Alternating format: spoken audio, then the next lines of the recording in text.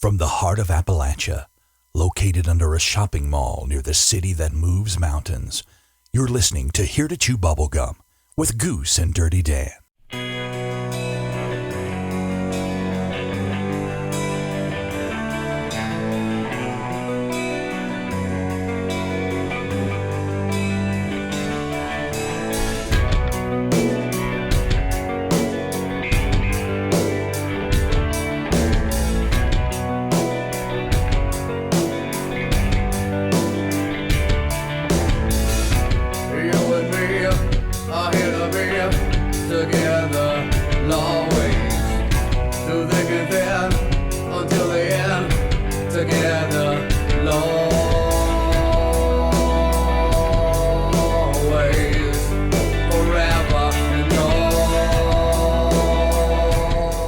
Hello everyone, and welcome to Here To Chew Bubblegum. I'm Goose.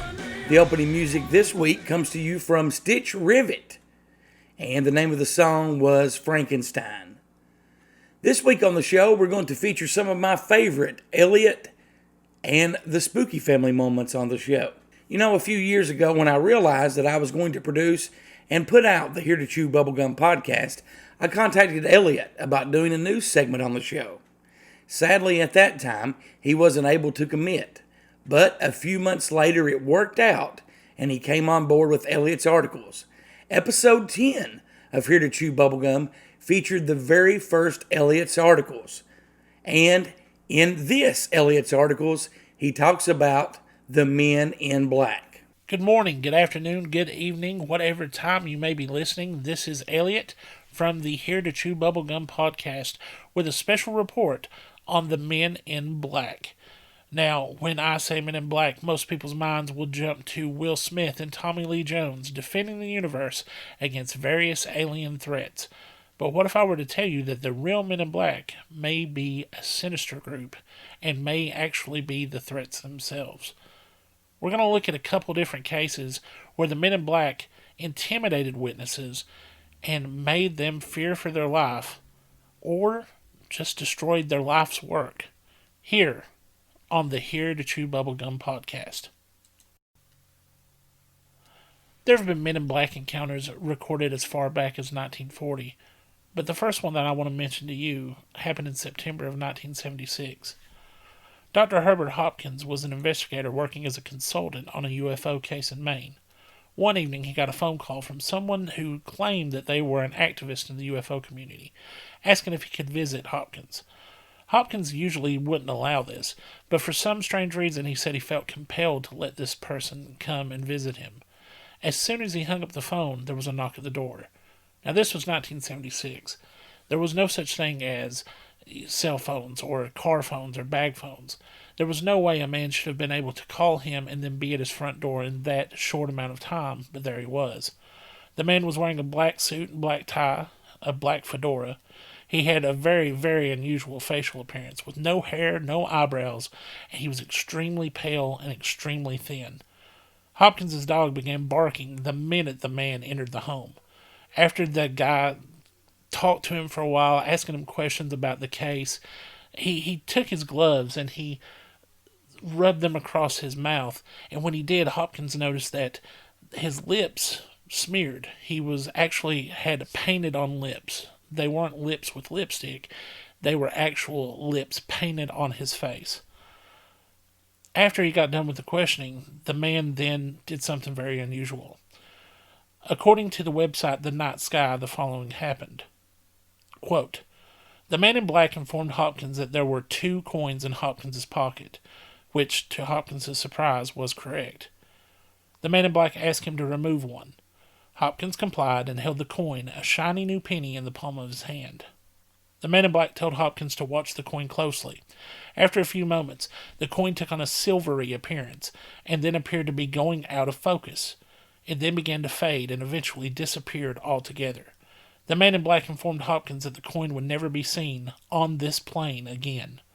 He then inquired as to whether Hopkins was familiar with alleged UFO abductee Barney Hill of the famous Barney and Betty Hill case. Hopkins replied that he had heard of Hill, but was under the impression that Hill had died in the not-too-distant past. The man in black informed Hopkins that that was correct.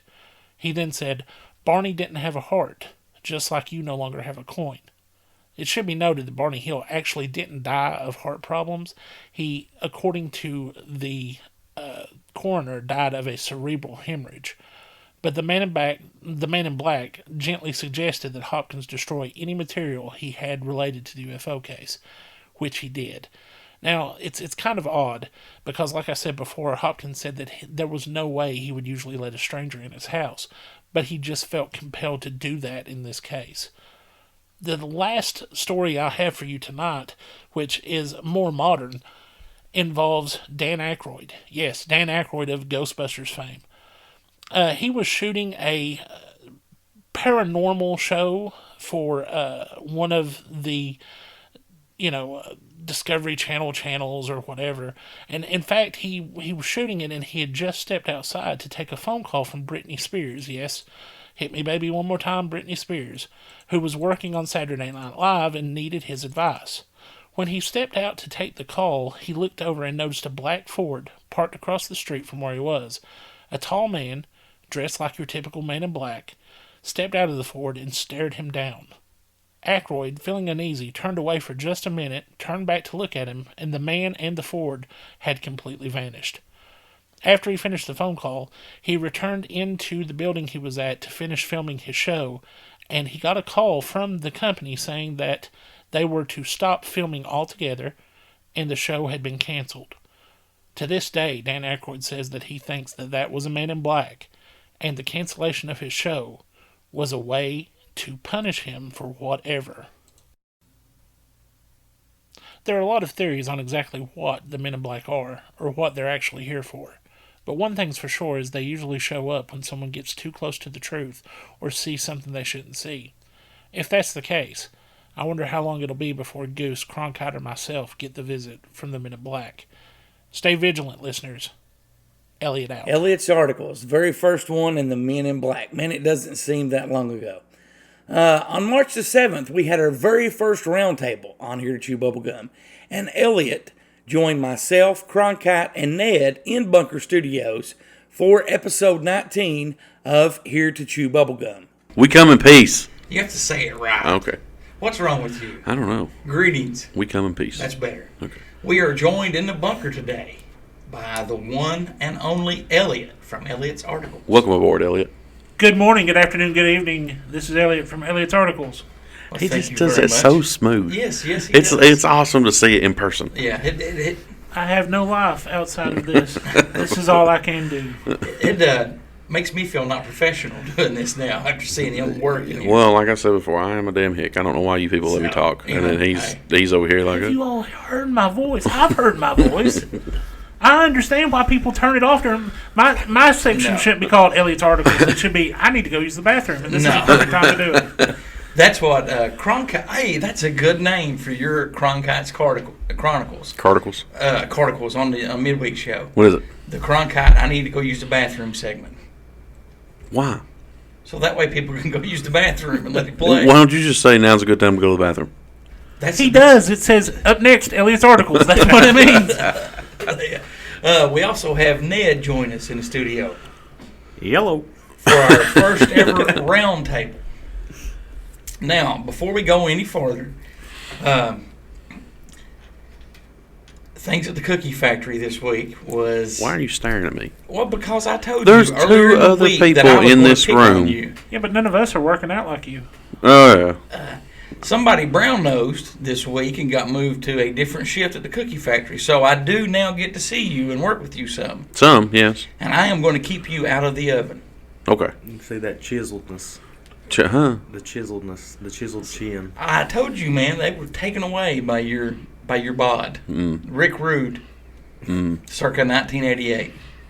I like the way you say that. That makes me happy. Nothing else. Nope. Do you like your new schedule at the cookie factory? Meh. Really? It's all right. He's never happy. Really? Never. I'm a very negative person.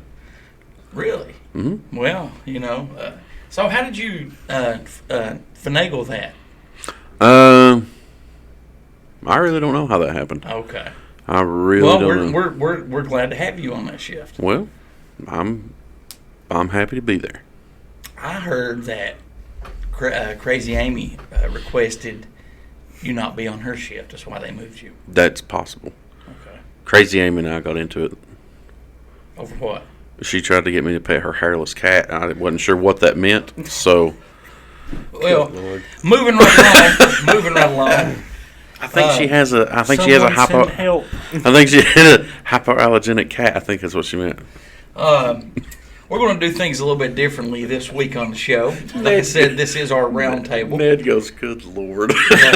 Yeah. I went back to you walking in the door with your bag of donuts. Your cheesecake, strawberry cheesecake donuts in a bag. Duffel bag. They're delicious. How many of those have you ate? I've had it's protein. I've had 2. Protein. Ned, how I'm many? going to walk on the treadmill later. Ned, how many have you had? I tried one. They're pretty You had fantastic. 5 I did not. last night. You had 5. They're 4, and they're the size of a quarter, guys. Just let you know.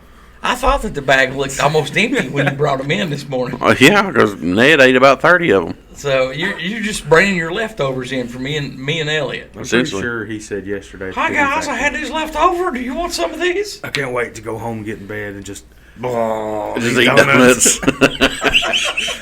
I think that's exactly what he said. That is what I do in my spare time. I just go home and just. Well, that actually does sound like something you would do. It's a fact. So, but going back, this is our roundtable show. We're going to try to do these every 3 months or so. We're going to be doing things a little bit differently. Format will be differently. No questions. No listener email or listener text this week. No news. And we did have. Did you get that email? I did. The guy about the news. He's like, no more news. Well, I mean, there's just so much news about UFOs we can do, to be honest with you, or Bigfoots or things like that. It's just not a. Is it Bigfoots or Big Feet? It's I think it's Big Feet. Well, it depends on where you're at. 'Cause, you know, Bigfoots. Bigfoots? some places it's called Walmart. Some places it's called Walmarts. So, Depends on Yandy where and the Ozark Trail, right? That's the difference. But we're going to start out with some question of the week responses. We're not going to have a question of the week this week. Not going to have an Elliott's article. Oh, man, why not? We won't be having it next week because we're doing our round table. Yeah, but when am I going to go to the bathroom if Elliott's articles? Hey, that's right. I won't be able to do that. Don't worry, I'll talk and you can get up and go. Everybody will be asleep, so no one will even hear you. Our question of the week last week was, what is one conspiracy theory that you do not believe? You want to start out, Elliott, with reading this one? One of our listeners, George, says that even one of them is true. He doesn't believe that even one of them is true. I mean, I guess, but why are you listening, George? What kind of joy are you getting out of the show here, buddy? He's just a negative person, just like Cronkite. I'm just saying. Go ahead, Cronkite. Cora says definitely got to agree with Flat Earth. So I don't know if she's agreeing that Flat Earth is BS or if she's agreeing that Flat Earth is Flat Earth. But Flat Earth. Yeah, Flat Earth. What's your take on Flat He Earth? thinks it's It's flat. stupid. Why? If you believe that the Earth is flat, stop.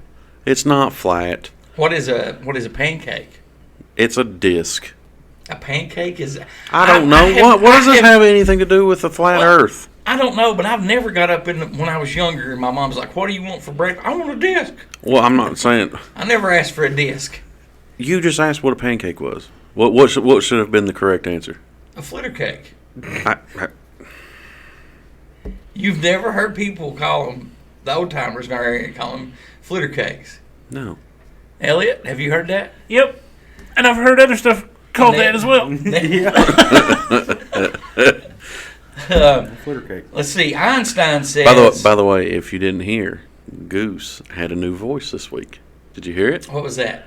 Your impression of me. I have all kinds of voices, buddy. I thought that was Doodle again. That's Doodle, and that's Doodle, and that's anybody. Let's see. No, do you want me to do Forrest Gump? No, because it's going to be, hey, I'm Forrest Gump. I'm Forrest, I like Jenny. I have all kinds of voices. Your name Forrest Gump. Einstein writes, man-made global warming or climate change. Oh, so they think that that's not man-made. Man-made global warming or climate. He does not believe global warming or climate change. I see. Okay. Saving the best for last, Ned. What's your first one? From Mark, he says that Biden and Harris won the election fair and square. Wow. Well, yeah. Let's see. Elliott, go ahead. Bobby says that we did not land on the moon. Oh, okay. So, good job, Bob. So Bobby does not think we landed on the moon. Email Cronkite there. You guys can talk about it. I mean- Bobby also probably thinks that the Earth is flat. He does sound like one of those people. I'm not going to throw you under the bus, Bobby. Keep listening, especially to Elliott's article. Yeah, it sounds right. David says Democrats eat children and drink their blood. I wouldn't know how to prepare them anyway. Oh, so he's a Democrat. He certainly is. Oh, there you go. There's we're not going to talk politics. There's a lot of political crap on this one today. Yeah. Let's see. Witch Hunt says critical race theory. Now I have no clue what that is. Are you familiar with that? No. The critical race theory. I'll have to check into that. Look that one up. So, Ned? Mayhem says it's moving towards what Chan Thomas described in his book in 1965, The Adam and Eve Story, The History of the Cataclysmic. Cataclysm? Yeah. Cataclysm. Cataclysmic. that word in 1965. TN4. You have another one, Elliott? I do, yeah. I'm was still gonna- trying to figure that one out. Yeah, wait a minute. Kevin says that the CPAC stage was a secret Nazi rune dog whistle designed to make America more racist. Okay. That one's. Elliott has saw firsthand this week some of the out there listeners. I used to feel bad when they would send out emails and it would say, "Hey Goose and Cronkite and Ned," and then they'd never mention poor little Elliott. I'm okay with that. It's fine. It's fine. Goose, do you want to do an impression of that German making the Oh, sure. Let me see it. making the dog whistle? Let's see. Hey, I'm German. I got a dog whistle here. It's gonna make America racist. That CPAP. I will say this: there is a certain somebody here that can do really good impressions. No, it's not Elliott. Oh, It's not at all. Come on, Crunk. John says that No, Bigfoot is the only no. creature is only a creature and not supernatural, and at times intertwined with aliens and UFOs. Possible. Now, what kind of impressions can he do? Who can he do? Oh, it's just different stuff. It's like it just randomly comes.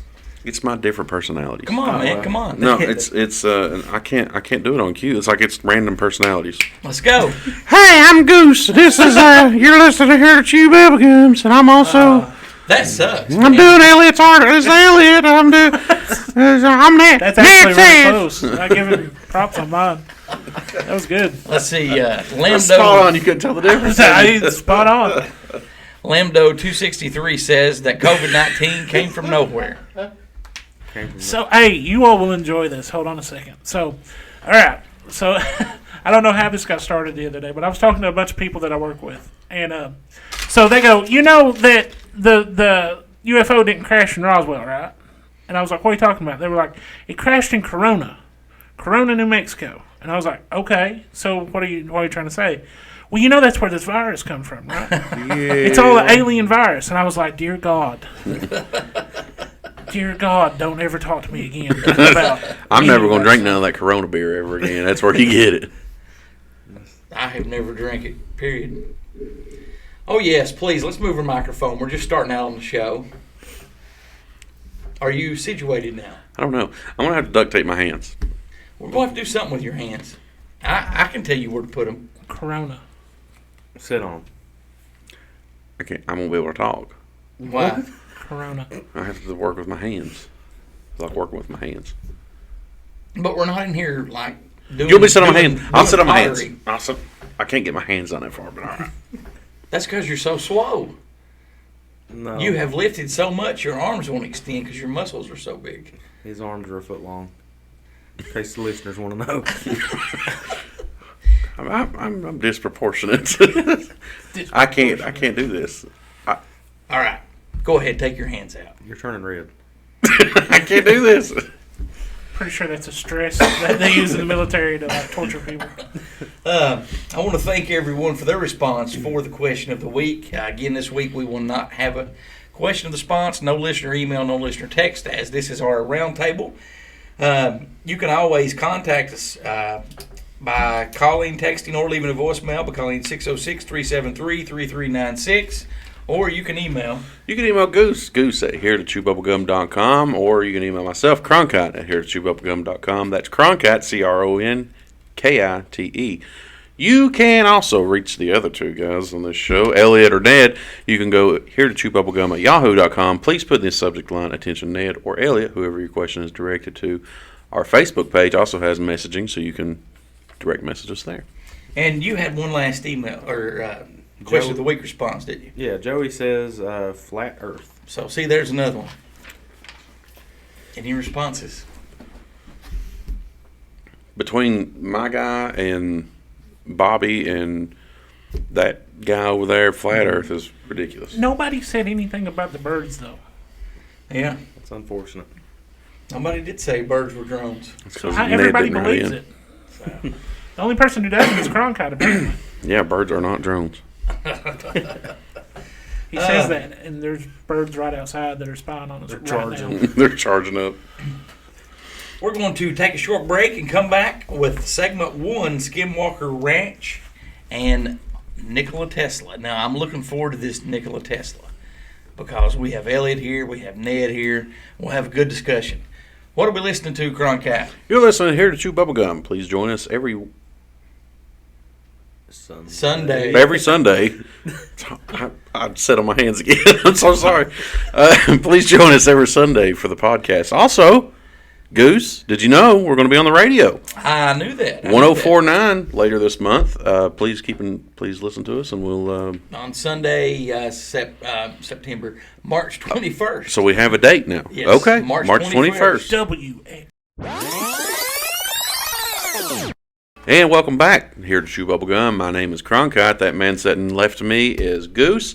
The man sitting to the right of me is Elliott. And across the way there is Ned. Ned, Elliott, welcome to the bunker. How are you? Thank you. It's good to be here. Yeah, it is. Hello, everybody. My name's Goose. And Goose, of course, with his impressions. Endless impressions. He is a treasure trove of impressions. All right. Let me see your pen. No, seriously. Let me I brought this in here for a reason. No, here, just let me see it. I need to write things. Come on, I'm gonna give it back to you. Now I'm gonna do a magic trick. I have a pen and a piece of paper. Watch this. This piece of paper has this. I'm sorry. I already messed it up. This pen has disappeared. This pen has turned into a piece of paper, and this piece of paper's turned into a pen. Wow. Pretty fantastic. Do it again. We're going to start out. We'll be right back. We'll be right back. And that's the show, ladies and gentlemen. Now, this was a listener request when we first mentioned doing a roundtable. Your friend, Tanya? Friend of the show, Tanya. Yes. Tanya, friend of the show. It's Tanya, not okay. Tanya. Sorry. She wanted us to do a segment on Skimwalker Ranch. Briefly, Skimwalker Ranch is also known as the Sherman Ranch. It is a property located on approximately 512 acres in Ballard, Utah. It has a reputation of UFO activity and paranormal site. It was given the name Skinwalker from the Navajo legend meaning vengeful shaman. Now, there is a TV show called Skimwalker Ranch. Has anybody saw that? Yes. I've watched a little bit. That's Cronkite says yes, by the way. Hey, did you watch it all? Yeah. What about you, Ned? That'd be a negative. Okay. What did you think about the television show? I liked it. I thought it was neat. Now, there was some unexplained magnetic stuff and some sightings of beams of light that was pretty interesting. But also, there was a gentleman that, I think he was the caretaker for the property, that kept getting the skin would actually detach from his skull. Yeah. Which was very strange. But overall, I like the show. Okay. There is a really good documentary about Skinwalker Ranch. It's called Hunt for the Skinwalker Ranch. It's by the same guy who did the Bob Lazar documentary. If you ever get a chance to watch And that one's really good. What was the name of it again? Hunt for Skinwalker Ranch or Hunt for the I'll have Skimwalker to Ranch. check that I out. can't remember exactly, but it was really good. It's made by the same guy who did the Bob Lazar one that you all talked about a few weeks ago. It's pretty good. Hunt for Skinwalker. And there's a book too by that name, George Knapp, who used to cover for Art Bell on Coast to Coast. He was co-author of that book. Yeah, well, you can forget recommending a book to him because he doesn't read. If it's not on video, It's also an audiobook. I read. No, you don't. My name's Goose and nobody reads. Whoa, was that Doodle? Where did Doodle come from? Doodly-doo. Anyway, for over 50 years, Skimwalker Ranch has been popularly dubbed the UFO Ranch due to its sightings and strange events that has happened over the time. At one time, the ranch was owned by millionaire businessman Robert Bigelow. You've talked about him, Cronkite. I certainly have. And you remember the motel chain that he owned? Budget Suites. There you go. But Robert Bigelow sold the ranch to I can't think of the guy's It name. was in 2016. Yes, I think. 2016. Was it Brandon? Yeah, I It believe was so. Brandon something, but it was to I thought I had it. It was Adamantium. Adamantium Holding. Yeah. They named it after the claws and bones of Wolverine from Marvel Comics. So we're dealing with a bunch of nerds, guys. Hey, nothing wrong with that. Well, you know, Robert Bigelow bought the ranch for $200,000, and when he sold it for like $15 million. Wow.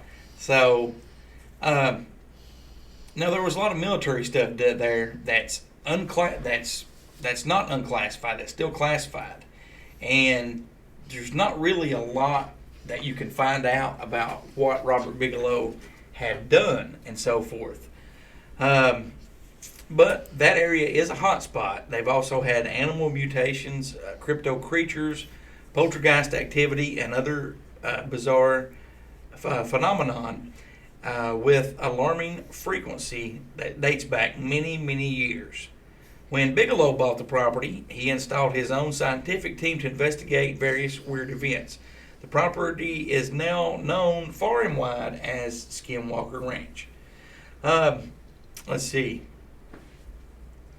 Bigelow and the Defense Intelligence Agency did have a partnership, and the Pentagon funded several programs. Stay inside the lines when you color. Are you talking to me? Yes. Okay. You know, the best time to highlight stuff and review show material is when we're actually doing the show and talking about what we're highlighting. While you're reading over there and doing your thing, instead of me just sitting here and twiddling my thumbs, I'm actually doing work. Well, you can join in the roundtable conversation. I'm being productive. I don't hear Elliott or Ned talking. That's what they were letting me set everything up so Did we he could say he have. doesn't want to hear us talking? I was sitting here. I was letting you set everything up. Oh, okay. Yeah. Okay. You should set everything up. I'm going to continue coloring. Well, again, the program AAWSAP. Man, that's long. AAWSAP. It eventually morphed into a smaller program known as AATIP. Smaller program. Let's see. Henry Reed also called Robert Bigelow the so-called hitchhiker phenomenon.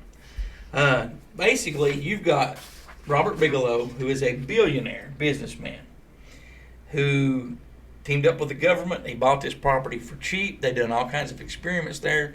They're still classified. And in the TV show, they even touch on some of the that it's still classified. I think the new owner, before he could buy it, had to go through a bunch of background checks and so forth. Now, It's weird. you have Robert Bigelow. Mhm. All right. Millionaires, billionaires, they don't waste money, correct?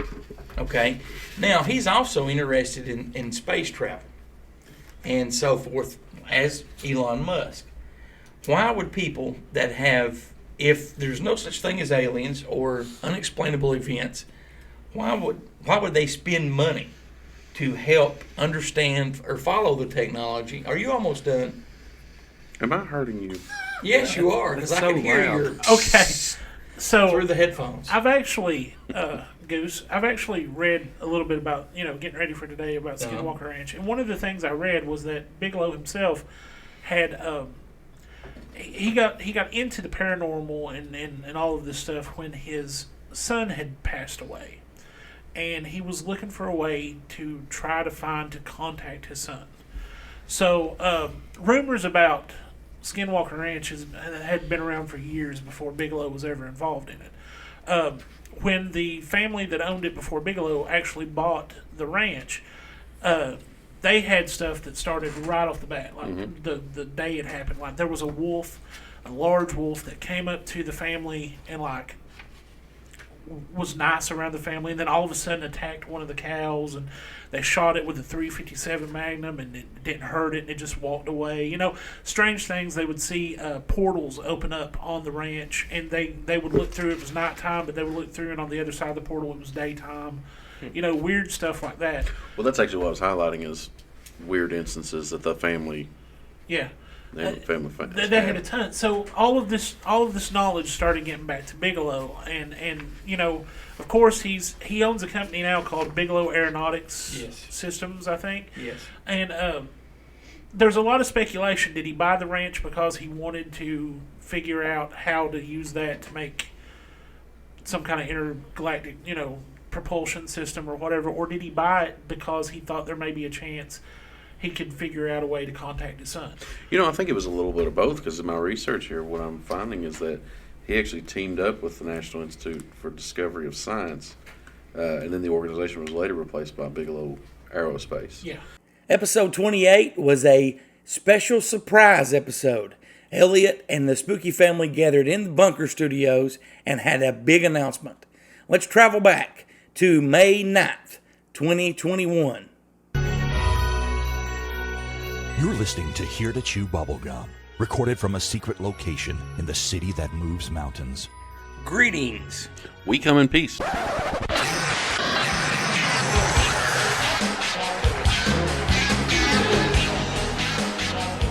Yeah, as you may notice, we're not Goose and Cronkite. We taking over. We're taking over, ladies and gentlemen. Who are we? Well, that's a very good question.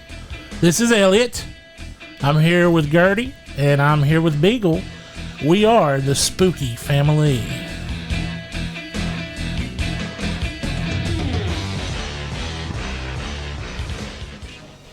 So, Goose and Cronkite couldn't be here this week, so they called in the A-Team. That's us. Yeah.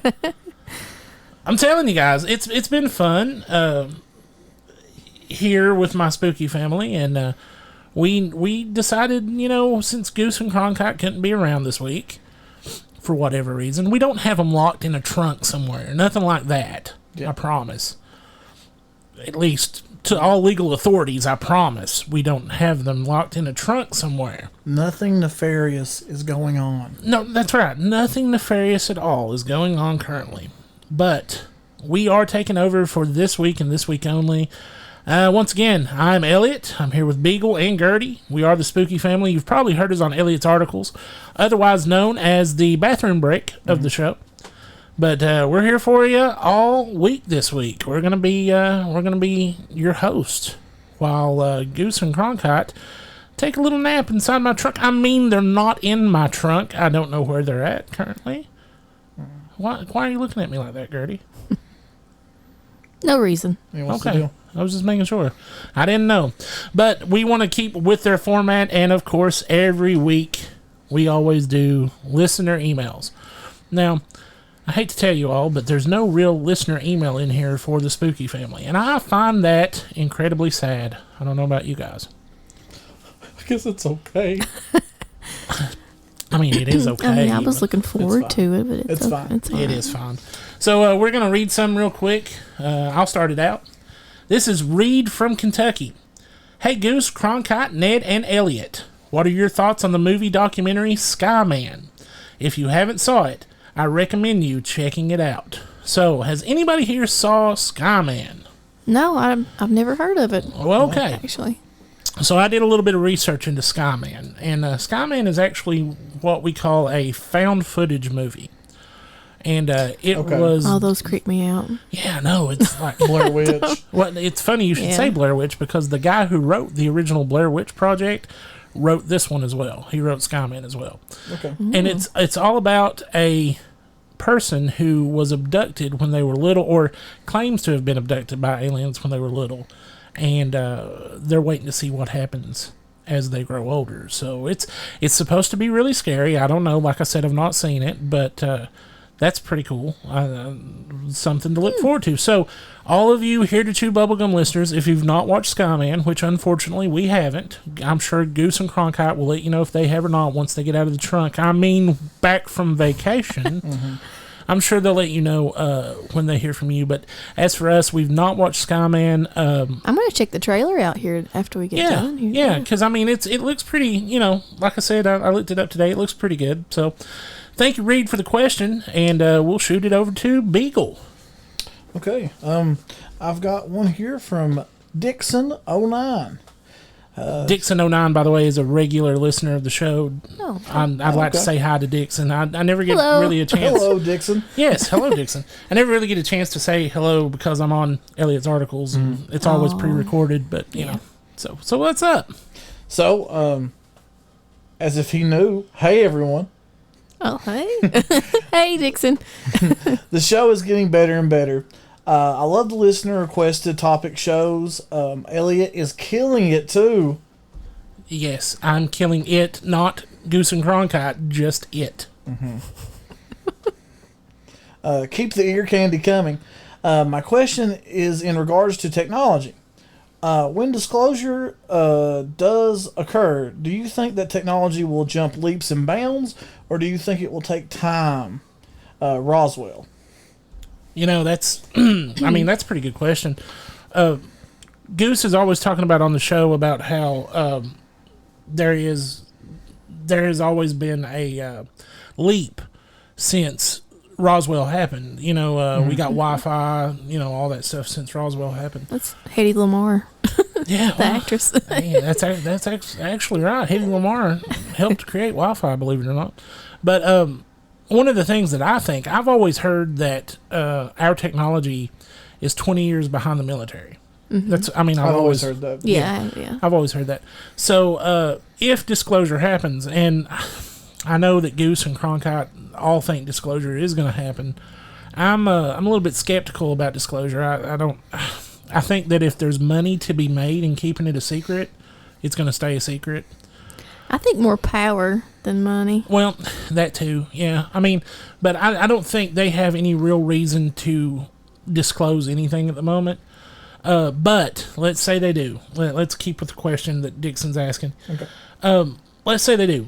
I think technology will jump because, I mean, once we know that there are people out there who've traveled all over space or through universe, dimensions, the known universe and not, I guess. Yeah, so we're gonna definitely be looking for new technology as far as that goes. So yeah, I think Dixon, I think we'll see a big jump. And in regards to that, also, partial disclosure might be a way to kind of keep everyone semi-happy without really fully letting you know what's right. Yeah, I mean, they could disclose that they think that there's something that is not of this world, but then they can downplay their knowledge of it. Absolutely, and I think that's probably what's going to happen. Yeah. Honestly, Goose has talked about before how they've changed the wording. It's no longer UFOs really; it's more UAP. UFOs. I've heard that term. What does that stand for? Unidentified aerial phenomena. Okay, well, I guess that's more of a blanket term. So the government can say, there's no such thing as unidentified flying objects. We've told you that, but now we're starting to see this unidentified aerial phenomenon, and it's really just semantics. I mean, they can say that it's light refracting that way, Which I was or getting ready to gases, say, or is that two different classifications of something? Well, I mean, you know what I'm saying? Like, it's just a broader term they can use. Okay, that's all. It's not like a more severe case would be an unidentified flying object. It's like one category I'm in is fat, the other category is big boned or obese, or obese, morbidly so. So I mean, but you can see like it's just a different name for the same thing, you know. So semantics, right? All right, Gertie, you're up. All right. Donna from Tennessee. Hey, Donna. Hey, Donna.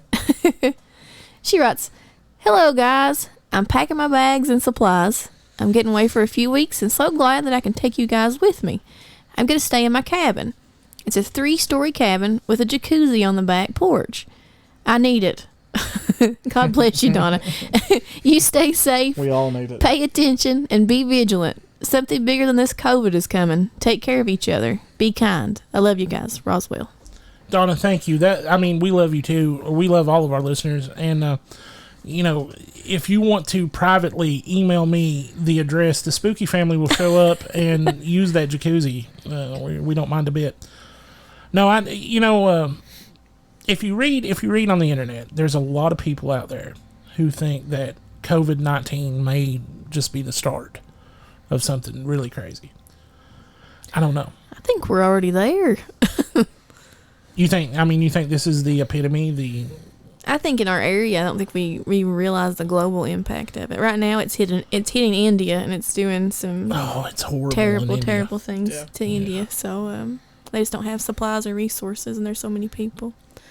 So it's not over, unfortunately. No, I don't think it's over. I just think that I don't know, guys. Is this? I know what she's saying. Like it's just you can kind of feel it in the air. Yeah. There's something else that's going to hit, and I don't know what it is. We'll see, and I hope it's nothing. Disclosure. Yeah, well, it could be disclosure. It could very well be tied disclosure. into each other, didn't they? Yeah, that's. You'll notice that a lot of things with this show is synchronicity. I tried to correct you, they couldn't do it. That's okay. Look, everybody corrects me, and I'm used to it. So, but that's it. Let's move on to my next email. This is Corey from Kentucky. Hey, Goose and Cronkite, I have a question to ask. Does anyone know anything about the gray aliens causing cattle mutilations? I've researched this recently, and I'm led to believe that any cattle mutilations is related to the gray aliens. I'm curious if you have ever heard of this, or if any of your listeners have. I'll listen for your answer. Well, Corey? Is it going to that theory that there's two different ones? There's two different aliens. There is the ones that they refer to as the small green ones with maybe longish ears, kind of like the Hopkinsville goblins. Yeah, those little guys. But then there's also the other ones where they say that there are the tall grays. Yeah, they seem to be. They get tied with a lot more mischievous, mean type. Well, not mischievous, just flat out. Bad stuff. What is that? More experimentations. It's possible. It's terrible things, but it seems scientifically inquisitive, like anatomy wise, or. So, full disclosure, Gertie and I have been watching Secrets of Skimwalker Ranch lately. Yeah. Yeah, and awesome. By the way, dragon, really? No. Anyway, it's hard to take a show serious when the head of security is a guy named Dragon. But it's still a pretty good show. And there's this one episode with Linda Moulton Howe where they found a cow on... Well, you have to describe who she is. Well, Linda Moulton Howe is one of the big experts on cattle mutilations, animal mutilations across the country, UFOs and all that good stuff. They talk about how this cow has become sick and the herd has left it and moved to another area. And they have videotape of the cow lifting its head up, and in the background you can see something in the sky. I'm not going to say it's a UFO or UAP, but it's a saucer. It's something. And she says that, it's very, very possible that this is what happened. Now, they tell a story about how an Alabama college student says that if a animal is hit by lightning, predators will not eat that animal because, the meat is cooked or whatever. And then later on, one of the ranch hands says that it's been like a month since that cow died, and he's been out there and no predator has touched that cow. As far as cattle mutilation, like, I don't know if that really connects, but it's really what stood out in my head. Yeah, I think cattle mutilations, if they are true, like, and we know they are. If aliens are involved, yeah, it's probably the Greys. Yeah, it's the Greys. Yeah. All right, guys. Thanks. Everybody, yeah, it's the Greys. Yeah, it's the Greys. It's the Greys. It's for sure the Greys. But yeah, thank you for that question, Corey. We're not exactly the alien experts of this bunch. We're more. I want to believe. Yeah, no more. I want to believe, but right now, unfortunately, it's like Starship I Troopers. can't. Would you like to know more? Press here. Press here. Knock knock. Thank you, Mars Attacks. We're more ghost oriented over here, and that's why we're the spooky family. But aliens and conspiracies are a big thing that we're into too. We're just not as well versed. So, yeah, if you're a listener out there and you know anything about the gray aliens and cattle mutilations, please write in and let us know. All right, Beagle, you're up. Okay, this is Lisa from Ohio. Hey, Lisa. Hi, Lisa. Hello, Here To Chew Bubblegum. You guys are very entertaining and make me think. Roswell, just a nice, sweet. Oh. And yeah, and I mean, I hope we do make you think. Everybody has their own beliefs, but I think it's good if you are open-minded. And I think that's what Goose and Cronkite, really bring to the table, is that, before this all started, I would never have given any credence to Trump or any member of Trump's family being a time traveler. Mm-hmm. But ever since their Ingersoll Lockwood episodes, there's something to that. I don't think it's Trump or, his immediate family, but there's something to it, and I just don't know what it is. So, yeah, I completely understand. All right, Gertie, you're up. Okay. We have Paul from Tennessee. He says, I have a medical question. Monday, I got the first Pfizer COVID vaccine. I've been feeling achy and run down since yesterday. It feels like a mild flu. What do you guys think I should do? Roswell. Well, first of all, we cannot give out any medical advice on this show. But I can tell you that I, too, have taken both COVID vaccinations. Mine was Moderna, not Pfizer. And I can tell you the first one, my arm hurt very, very badly. The second one, I was pretty much on the couch for 2 full days. Did not feel like getting up. Did not feel like moving. But after that, it's been pretty good. Well, say thank you to modern medicine. Thank you, modern medicine. That's an immune response. That's what they're looking for. I know that we've got people out there who just heard me say that, and they're like, "Oh, he's a sheep. He took the vaccine." But I have family members that are extremely sensitive to lung diseases, and so anything I can do to help keep them from expiring early is I'm going to do it. It's very clinical term. Well, I mean, it is what it is. But in response to Paul, yes, Paul, the CDC has a lot of stuff online. The CDC. I'm sorry, but that would be the go-to person to look for. To see online what you can expect or not, and then really, probably see your family provider. Yeah, absolutely. Your primary care provider. And listen, if man, you have concerns. Listen, if you've not already turned it off in disgust and you're still listening to the program, we absolutely hope you're feeling better. And we hope you're around with us for a long time, big guy. So thank you for writing in. All right. And keep your appointment for your second shot. Yes, keep your appointment for your second shot. This is Adam from Virginia. Hey, Goose, Cronkite, and Elliott. You guys are great. I'm a new fan and I love the show. I don't care what anyone says, UFOs are real. They do exist. My grandfather used to work with NASA in the 60s. That is awesome. Oh, buddy. Wow. That is awesome. He passed away a few years ago, but some of the things that he told me are mind-blowing. I'm going to go ahead real quick. This is not in the email. please email us and tell us some of the few Yes, things. please, We if you won't can. put your name in it. Oh, wait, I've already said it. Adam from Virginia. But we How want... many Adams live in Virginia? That's true. Exactly. Just Figure that out. Yeah. I'll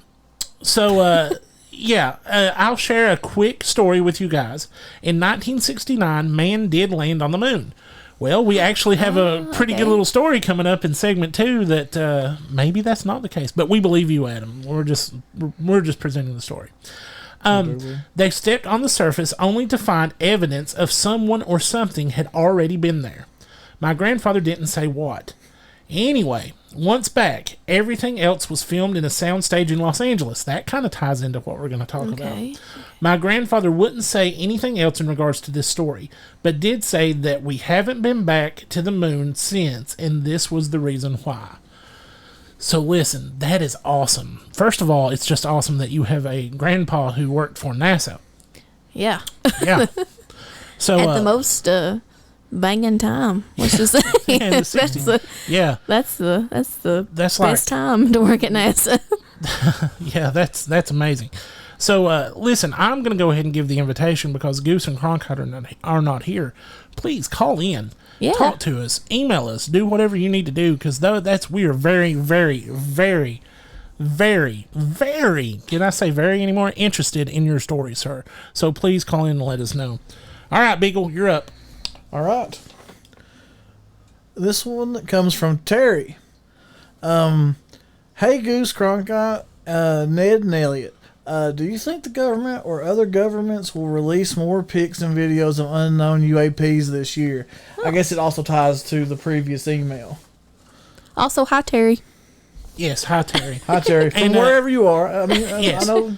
And yeah, I believe they will. If we really are getting disclosure, which I'm not 100% sold on disclosure, but if we are getting it, you're going to see more and more releases as we go to try to soften people up. Yeah. It's just like how we were talking that they might slowly give you a little bit just to, you're only seeing the tip of the iceberg. Well, yeah, rest you of it's don't want to underneath the just, water. you want to ease into the. If you're getting in a hot tub, I just hope it's not at like the cabin. If you're getting in a hot tub in the cabin, yeah, you're going to dip a toe in. yeah. I don't know. When Donna goes to the cabin, she's dipping a toe in. Yeah, when I jump into the pool, though, Remember, Donna, we're available to help with that. That's a personality trait, though. that's true. But I mean, you don't want to be the lobster that they put in the pot and then slowly turn the heat up and you don't realize it and can't get out either. You know what I'm saying? Like, that's what disclosure is, I think, if it's true. Where are we going to go? Oh, we're a part of an intergalactic society. Well, I mean, you never know, guys. I'm just throwing it out there. Again, ghosts are my thing. Is it going to be like It's Green also all Lantern of our Corps? things. It could be. It could be. All right, Gertie, you got one more email and then we'll go. All right. This one is a personal email. Uh-huh. Gertie from Kentucky. Ooh, okay. Elliott is handsome. I like him a lot. Oh, that's nice. Roswell. That's nice. And I think we can all three agree that Gertie is right and that Elliott is very handsome. Coincidence. I don't think it's that Gertie. We've been married for a while and she's never said I was handsome. Yeah. Hot is what she uses for that. Yep. Anybody who knows me is going, oh my goodness. Right now. All right, guys, listen. So we are through with our listener email for the week. If you want to call, text, or leave a voicemail for anybody at Here To Chew Bubblegum, you can do that at 606-373-3396. Once again, that is 606-373-3396. If you want to email, you can email Goose at heretochewbubblegum.com. Cronkite is available at cronkite@heretochewbubblegum.com. If you want to get a hold of Ned or myself, Elliott, or any of the Spooky family, you can also do that by putting our names in the attention subject line. Attention Ned, attention Elliott, attention Gertie, attention Beagle. And you can send that to heretochewbubblegum at yahoo.com. So please, guys, once again, if you want to reach out to us, reach out to us. We'll try to answer your questions. If Goose and Cronkite won't do it, I try to answer some on Elliott's articles every chance I get. Thank you all for the emails this week. It's been a pleasure reading those. We're going to take a short break, and when we come back, we're going to look at Back to the Future and conspiracies involved in that movie. Stick around. Let's talk about segment 1, guys. And in this, it's Back to the Future. Now, everybody here has watched Back to the Future, am I right? Yes, No, multiple times. What happens? They actually I'm sorry, are we being sarcastic? Or? they go back No. to the past. Well, here's something to throw your head around real quick. Okay. This was made in 1985. They went back in time to 1955, which Yes. is 30 years. Yes. We are past that point on going the opposite direction. It has been over 30 years since that movie came out. It's like 36. Yeah, so if we made a if Oh they my God. if they redid Back to the Future right now, instead of us going back to the 50s, if we followed the same process, they would go back to 1985, and that is considered the glorious past. I don't No, know. 91 actually. Well, That's I 30 mean, years. yeah, but you Oh know, my. how do you I feel know. about that? That's One, it makes me feel incredibly young. Wow. Is that a personal attack against the other two people in this room? No, not at all. yeah. All of a sudden, we might need to get Beagle neutered. You make me That's such a mad. bad joke. It is. I'm sorry. Any dogs out there listening, we apologize. We're so sorry. All right, let's talk about Back to the Future, guys. Let's talk to it. So, this is from an article called Back to the Future Predicted 9/11 and 4 Other Crazy Conspiracy Theories. Hey, Hey, This is by- he's signing it. That's this is by Beatrice Verhoeven, and it was from October 21st, 2020. So just last year. Okay. Right during the pandemic. We had to have stuff to talk about during the pandemic. What happened is people got Beatrix, to really. you Beatrix know, did a marathon one night. Yeah. She had a whole bottle of Pinot, and she was like, you know what? I want to watch everything's starting all to three Back connect, to man. the Future. That Marty McFly, he sure does remind me of an American hero. And I want to hang out with Beatrix. She's definitely got something going on here.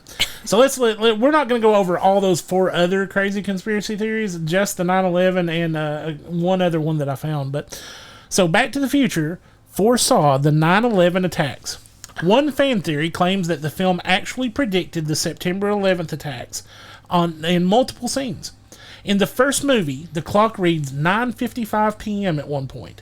A clear indication for some fans that the film predicted 9/11 because the clock's hands point to a 9 and to an 11. What do y'all think about that one? Okay. No. Yeah. I believe Hot that's- take. But it's clear. No. It's I believe Is this that's- like when it's save the clock tower, save the clock tower? No, I think it's- Is this when it's broken all the No, time, I or think is this when it's it's the very first functional shot in of it the functional. 50s? when he goes. I'm not back. really sure. We probably need to Probably watch like that. 55. I bet when it was functional. It probably is. Okay.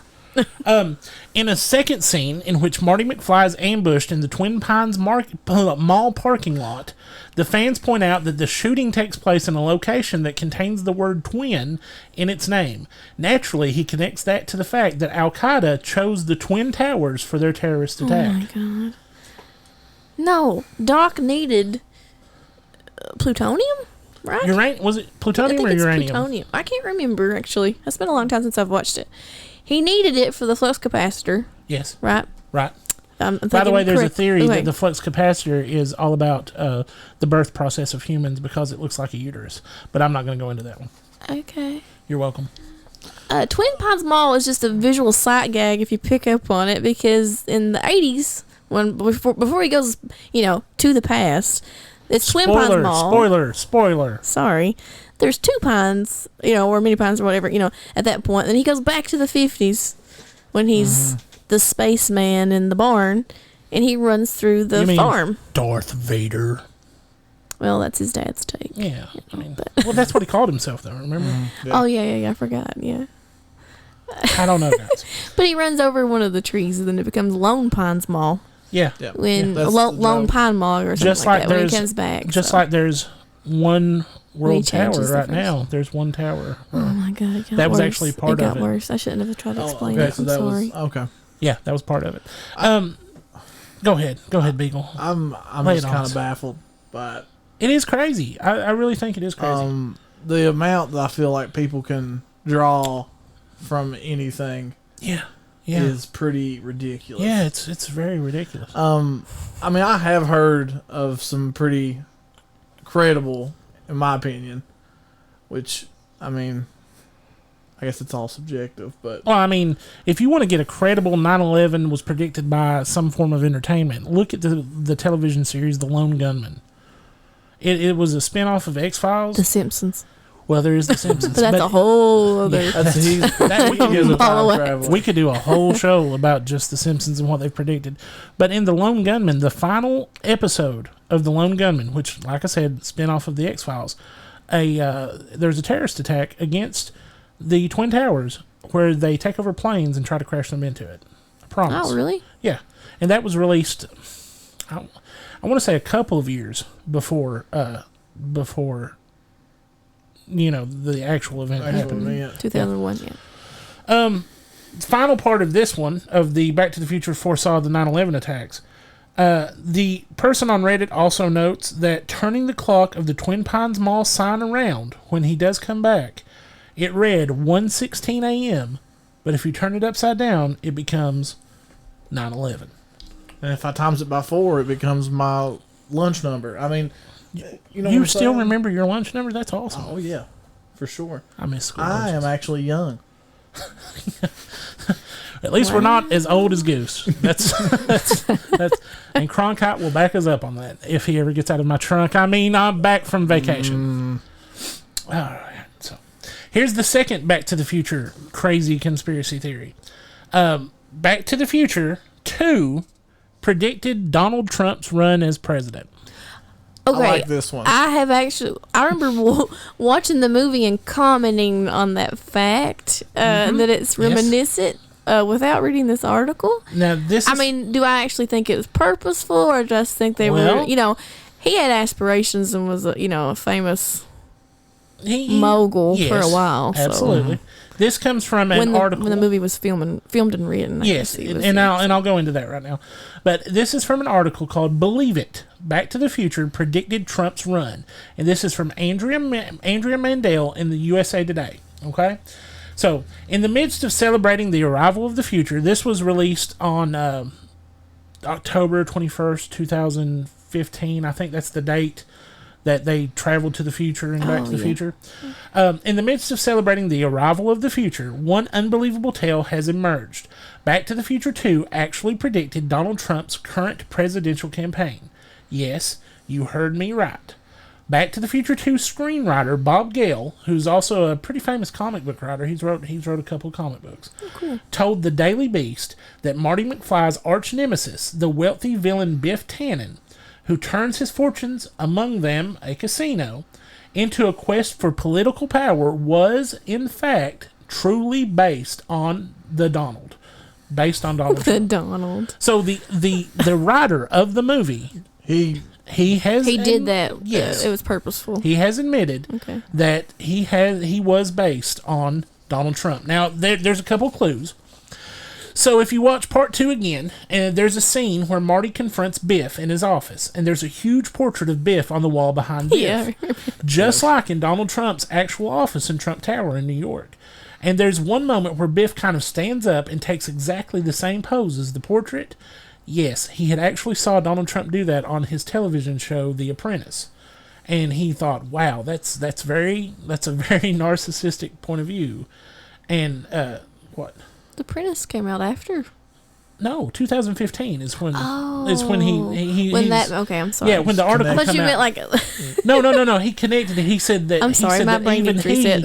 Even he was shocked by that Okay. part. I should have mentioned that. Sorry. Is that yes, he was even shocked by the fact that he had saw that exact thing happen on The Apprentice, and he wondered if Donald Trump didn't base a little bit of The Apprentice Donald Trump on Biff Tannen, even though Biff Tannen was based on Donald Trump. Which is weird. Wow, that's a Yeah, in clue number 2, in the 1989 sequel, Biff uses the profits from his towering casino to help shake up the Republican Party before eventually assuming political power himself.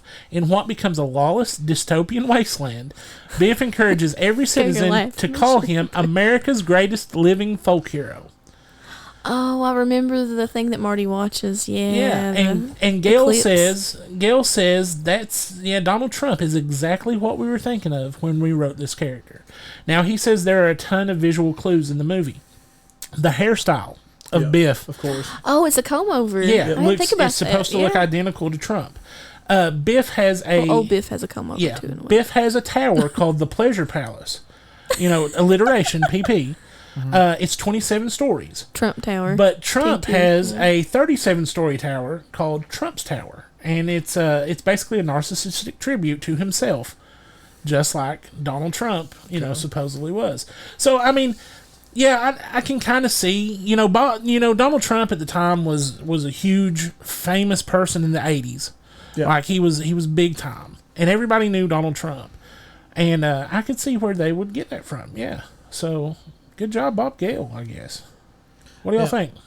One of the more I thought was going to be in there was just the fact that, which I guess it technically wasn't like that, but so he from the future brought the was it the sports almanac back? Yeah, the almanac to make his fortune. Yeah, which the older version of him kind of helped him with his yeah. It was he kind of like, remember he said, kind of like how Donald Yeah. Trump's father was the reason why he got into the And I whole mean, properties. Yeah, Wasn't it? and if you really want to get into it, like if Goose and Cronkite were here, I'm sure one of them would the have already Ingersoll picked up Lockwood the stuff. Ingersoll Lockwood stuff. It's a time I knew what you were traveler gonna say. who has helped make him famous somehow, some way, and it's pretty crazy. Also in it, it's they also I didn't put this in the in my notes, but the author also talks about how there's various pictures of him with different women, just like Donald Trump, has had multiple wives and all that stuff. And we're not a political show, guys. If you're out there going, oh, they're just knocking Donald Trump, we're not. We don't. We could really. That's just where the wheel landed when we spun it. We're not very. We're not week. political at all. I promise we're not. But it's just I thought it was pretty interesting, especially given what we know about Ingersoll Lockwood. Especially, with the time travel aspect and stuff, to think, and there's another connection. I've actually talked to Goose about this before, but Spielberg was he was a producer, right? Am I correct about that, Gertie? Yeah. Gertie is our movie historian. She knows pretty much everything about movies. But, there is that connection with Ronald Reagan, where Reagan supposedly, when they showed E.T., he was either E.T. or Close Encounters of the Third. I can't remember which one. But Reagan leaned over to Spielberg and said, there's only a handful of people in this room who know how true that this movie is. So Spielberg, had the inside scoop on a lot of stuff. So maybe this Ingersoll Lockwood connection is true. Who knows? I don't know. But let's finish it out by talking about a little Easter egg from Back to the Future 3. I love Back to the Future. I do too. I know it's widely accepted as the worst one. Yeah. Is it Tom Wilson, the actor that plays Biff? And yep. he is so good in that one. I feel like it's just He's good in all unpopular. three. I guess maybe an opinion that's not widely known, but I just think he's just an awesome Western bad guy in that one. Oh yeah, for sure. Mad Dog Biff Tannen. Yeah, Mad Dog. Or Buford. Mad Dog Buford. Yeah, he Tannen. goes, "Don't call me Mad Dog." Bad guy in general. Really, he's just And it's fantastic. Oh, and yeah, you hate him when he's 50s Biff. You hate him when he's old man Biff. You And hate him when he's when Marty goes back to the future, or goes the back hoverboard. when Marty goes to the future and he's playing the video game in the 80s cafe. He's playing the Western themed video game, and the character that he shoots is actually Mad Dog. I never Buford paid attention to that. Yeah, it's pretty neat. Yeah. I know he takes the gun from Elijah Wood. Yeah, But Elijah Wood is in that movie. Yeah, yeah. No, I did not know that. yeah, Yeah, he's the kid that's, was Oh. playing it, and he takes the gun from him and plays. yeah. Cronkite actually has a hoverboard. Oh, believe that's it or awesome. not. Yeah. Anyway, But does it have power? no, it doesn't have. It's a bulldog. Is it a bull- Link So- him up. you can keep it. I got a bulldog now. let's go back. Let's Sorry. go back to the Future 3 real quick. So there is a scene in Back to the Future 3 where Marty and Doc are in a barn, and there's a huge machine going crazy in the background, and you find out later that that's a refrigerator. Is it the ice maker? Yeah, it makes I a love makes a that little block fact. of ice. But Doc Brown drops a little tidbit that I'd never seen, that I never noticed before until the last time I watched it.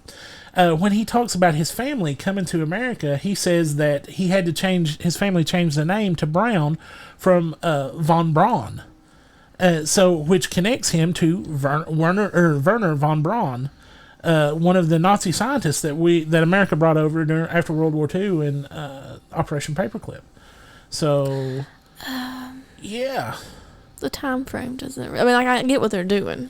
But Doc would, in theory, be as old as Werner von Braun. Well, do we know how old Doc is? Well, I mean, if Doc is from the present, we're getting in a tangent. This tangent, 1985. Right. We don't know how old Doc is. Yeah, that's true, I guess. I mean, Doc looks the same in 1985 and 1955 and the future. He looks. Well, did Jules or Vern? Is that Werner von Braun's? It's that would explain great grandfather, and then with his kid. Yeah.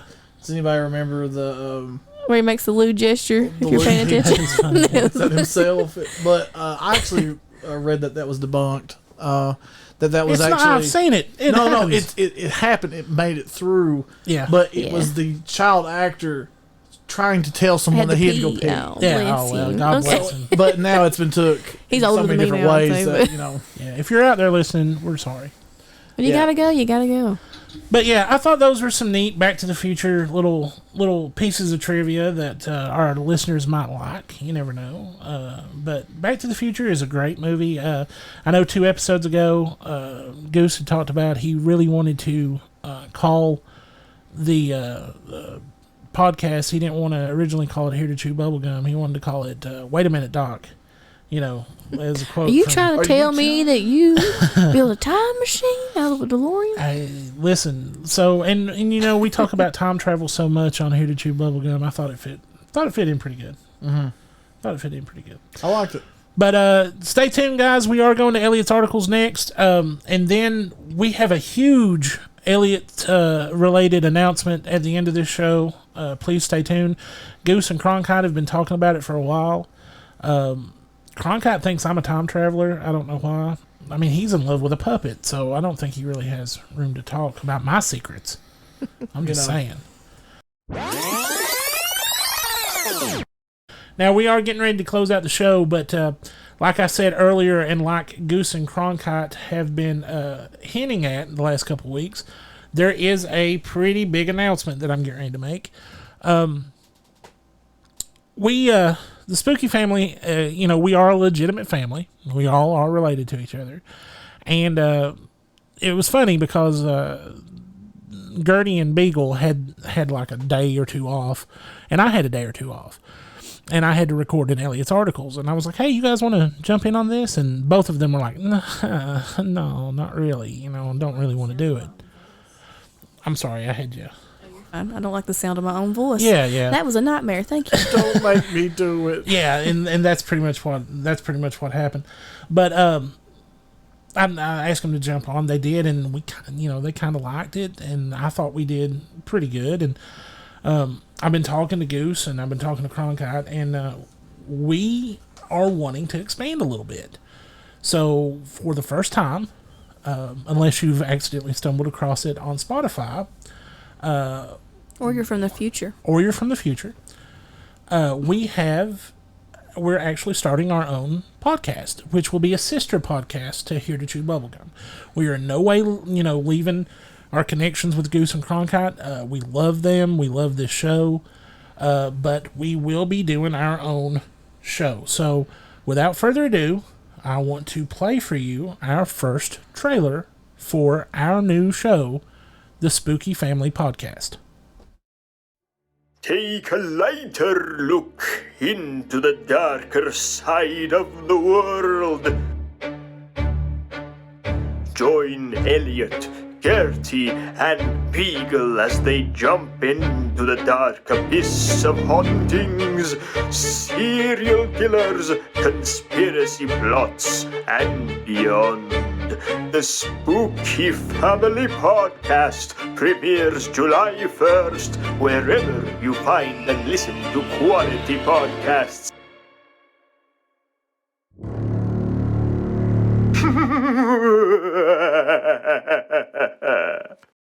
So, yep, that's the big announcement. And if you are a fan of Elliott's articles, the Spooky Family, we've not really worked out yet if Elliott's articles will be staying with Here to Chew Bubblegum or if we're going to move it wholesale over to the Spooky Family Podcast.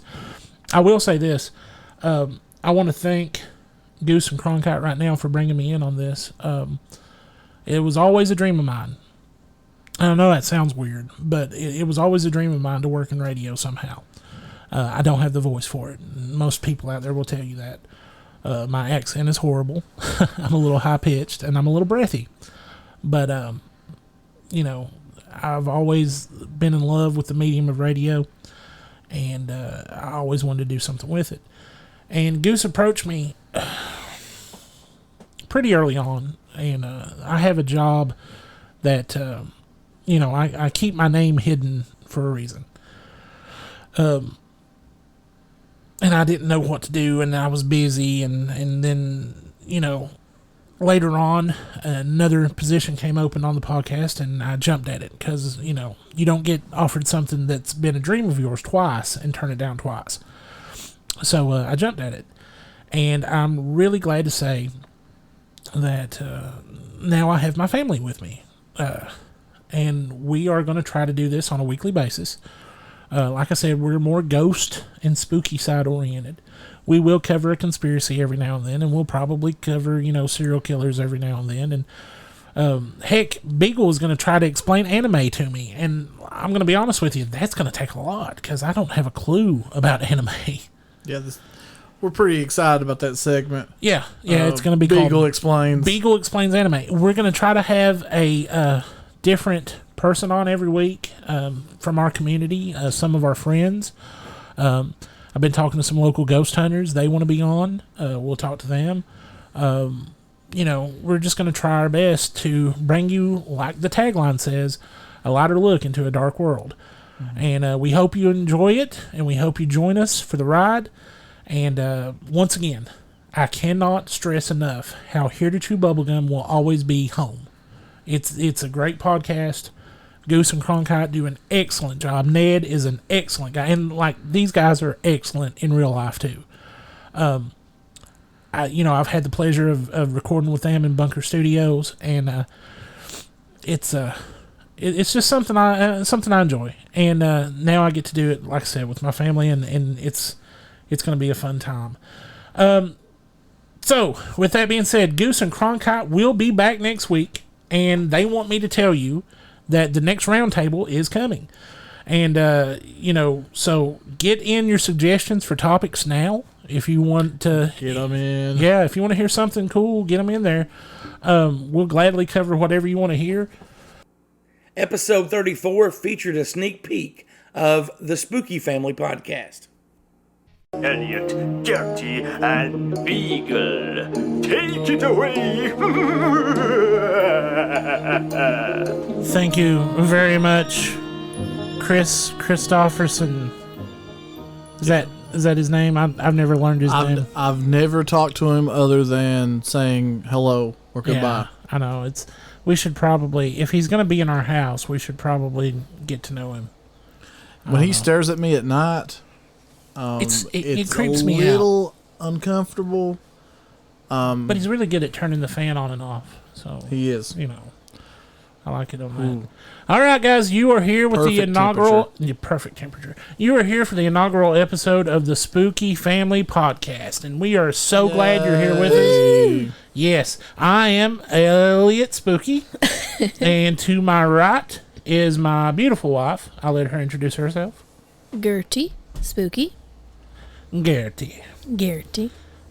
And to my left is our wonderful half-man, half-animal brother-in-law. Ooh. I am the legal Beagle. He's like Teen Spooky. Wolf, kind of. Yeah. Like I wish I was half as cool half as cool as Teen Wolf. as Teen Wolf. That's just the basketball scene. No, that's a robot. Never mind. Anyway, guys, we've completely lost the script. This is not how we should have started the first episode, but it is how we have started the first episode. It's in the books. It is in the books. So, what are y'all into? Like, we've got a lot of new listeners, I hope. People who don't know us from Here to Chew Bubblegum. That is our sister What? podcast. Yeah, what's up, Goose? What's up, Cronkite? Gotta What's give a up, shout Ned? out to the boys. That's right. And, we're part of a bigger, network of podcasts now. There's all kinds of podcasts here in the deep, dark hills of eastern Kentucky that, we're trying to branch out a little bit. We've got Talk Junkie with our buddy Justin Perkins over in Knott County. He's doing a fantastic job. And, I don't know, there's a couple more. Yeah, I mean, there's some, hopefully, that we're going to pull into it. But we are looking for emails. If you want to email us, please do so. It's Elliott at spookyfamilypodcast.com. Gertie at spookyfamilypodcast.com. And Legal Beagle. Nope. It's not Legal Beagle. It's just Beagle. Just Beagle. It's just Beagle. They couldn't get legal. It's No. not formal. Nope. No formality to it. Then it'll be... We were sued by... Did I sue myself? You did. Harvey You did. Birdman, attorney at law. Then, get at me at Beagle Yep. at Podcast.com. spookyfamily.com. That's right. Great. Good job. So, yeah, No. fantastic job. So, listen, we wanted to start out with something that was near and dear to us. We like ghost stories. We're all about ghost stories, but there's plenty of time for ghost stories. Well, we will get there. We will get there. Pump the brakes. Yes. But here's the thing. So our next big topic was, well, maybe we should do, I don't know, creepypasta. We'll get there. We will get there. It's coming, I promise. Guys, easy. Scary anime. I'm not excited by that. mean- I mean, I know Beagle is. Oh. I'm only excited to hear how you all... Our befuddlement Yes. Interpret it. at the plot and- lines that you're going to try to because explain. they are out there. I'm looking forward to, but I'm sitting in a room right now, folks, and there are posters of what I'm assuming are anime, and they all look insane. They're very scary. And we'll talk about those on a new segment that will debut in a couple of weeks. But, we've got some guests lined up that we want to bring in, but we didn't feel like the first episode was a guest episode. We want you all to get to know us. Guys, make sure if you want to email us, Elliott at spookyfamilypodcast.com. Gertie at spookyfamilypodcast.com. And Beagle at spookyfamilypodcast.com. Yes, and if you want to text us, call us, and leave a message or any of that good stuff, you can do that at area code 276-299-1681. We want to hear from you. Please give us all of the information that you can. If you know anything about these missing four, if you have a theory about what's happening, send it to us. Let us know. Yeah, we definitely want to read that. We probably won't read any emails until around our third or fourth episode. We're not, we don't want to rush anybody. We want to get this out there. Please share our podcast with people. Guys, we will see you all in about a week's time. You can listen to us every Thursday on Spotify, on iTunes, on any place where you listen to podcasts. Quality podcast. Quality podcast, not just any old podcast. Quality podcast. Anywhere you get that ear candy at. That's right. Guys, watch out for Bigfoot. Watch out for aliens. Watch out for crazy, feral, cannibal people living inside the woods. And the forests. Fae. And the Fae. forest. And the Fae. Oh, well, yeah, we need to talk about them. But- Yeah. all right, guys. This is Elliott for the Spooky Family Podcast. Stay vigilant. Elliott and the family out. Peace. Bye-bye. As we celebrated Halloween all month long, we were blessed to have the Spooky family stop by and be a part of episode 52, which premiered October 25th, 2021. In the studio with me is Elliott, Gertie, and Beagle of the Spooky family. With Rebecca is Wicked Wolf, correct? Yes, and sir. You guys are from a secret location in Massachusetts. And I'm just here all by myself. It's a Walmart bathroom. Hey, Rebecca, this is Elliott. I need to ask a question. Can you hear me? Yeah, she said yeah. Okay. What's it like being a leader of a cult? Very overwhelming. Very overwhelming. Okay. I was just wondering. I mean, like, I've always, it's been a dream of mine, to be honest, but just to be around someone who's actually getting that done, it's just amazing. Yeah, heavy as the head. Heavy as the head. I understand. Responsibilities are huge. I get it. Flavor is the Kool-Aid. Yeah. Oh, yeah. Exactly. When do you serve the Kool-Aid and what flavor is it? Elliott, It's funny you said we use Kool-Aid. That's funny. I'm sorry. Flavor Aid. I know that, I get it. Oh no, we hand out joints here.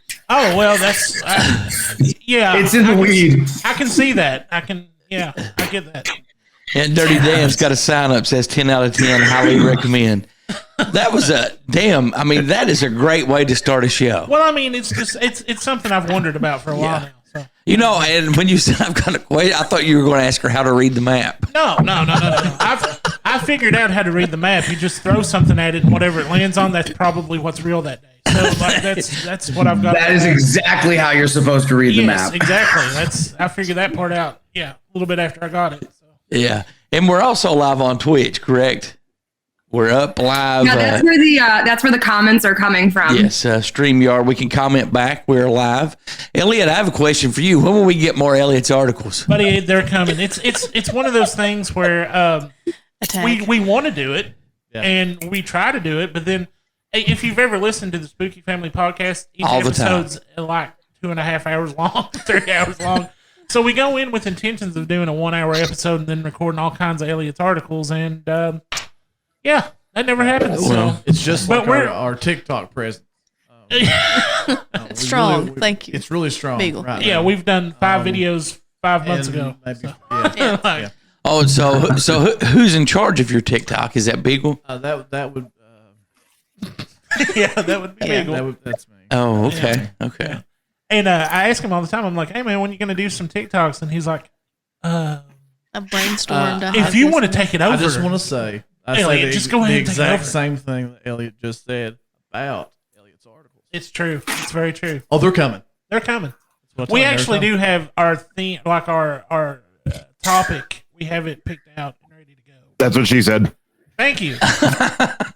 By the way, the whole Goose wearing a Dunder Mifflin shirt, I thought Eli was going to be here and we were going to like see some worms. I didn't know what was going on. Yeah, so. yeah. No, The worms. We're actually going to delay that just a couple of weeks because your guys' show will be 2 parts. Awesome. This part will be airing on Halloween. Happy Halloween, everybody! Happy Halloween. And then it won't be Halloween. Okay. So you'll be taking us into November as well. Happy November. So not Halloween. Happy Christmas pregame. Do actually, not take away Thanksgiving. That is my fucking holiday. Because the cult said so. So says the cult leader, so it must be. He was actually telling us a story before we got on the air about we may have some turkey shortages this year. Yeah, turkey. Like we were told, I was told by somebody that now is the time to get your turkey and freeze it because come Thanksgiving and Christmas there may not be any left. And for those of you guys can't see it, Rebecca now has her crown on. Oh, well, happy Flocksgiving to you, it's Rebecca. It's bright pink and full of feathers. Flocksgiving. Happy Flocksgiving. But it's always a fun time when the spooky family's in the house. Aaron, Wicked Wolf, what do you want me to call you today? Oren. Yeah, Oren. Sorry, I do not. It's all right. It looks like Aaron when you read it. Oren. I get it all the time. So I'm just going to call you Big O. How's that sound? It starts with an A. Okay. I'm going to call you and Timmy. Then the Big O opens up the conversation to go a whole different direction that you probably don't want to go. God, he is 0 for 5 today. Oren. Okay. Rebecca, do you want to start out with some listener email? And oh, sure. Let me get that pulled up here. And for everybody in the studio and Oren, Big A, aka Timmy, Timmy. You guys feel free to help us answer the listener email as well. Rebecca and Dirty Dan have some real good ones at the end. So, which one am I starting with? Start out with Kenny. Kenny? Yeah. Well, we're going to wrap everything up and close everything out for this week. I want to thank you all for tuning in. And as always, remember you can call, text, or leave a voicemail by calling 606-373-3396. That's 606-373-3396. You can email me, Goose, at HereToChewBubblegum.com, DirtyDan at HereToChewBubblegum.com, or Rebecca at HereToChewBubblegum.com. Be sure to check out the Spooky Family at SpookyFamilyPodcast.com. Next week on the show, we'll be featuring some of my all-time favorite moments from Here to Chew Bubblegum. Have a good week. Help someone if you can, and if you're able to, always pay it forward. Until next time, this is Goose reminding you, it's never too late to be what you might have been. Have a good week, everyone.